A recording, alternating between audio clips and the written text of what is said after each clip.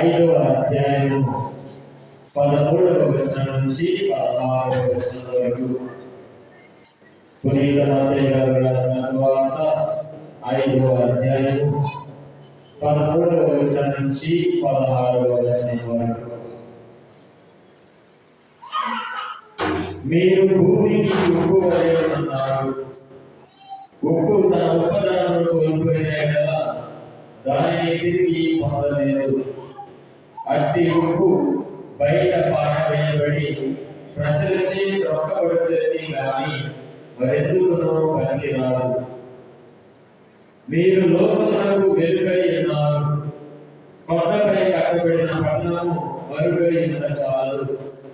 ఇద్దరున్న వారికి అందరికీ వెలుగునిచ్చుటకై దీపమును వెలిగించి దీపస్తంభం పైనే ఉంచెదరు కానీ కొంచెం క్రింద ఉంచరు కదా. ప్రజలు మీ సత్కార్యములను చూసి పరలోకమందున్న మీ తండ్రిని సంతోషించుటకు మీ వెలుగును వారి ఎదుట ప్రకాశింపనివ్వు. ఇది క్రీస్తు సువిశేషము.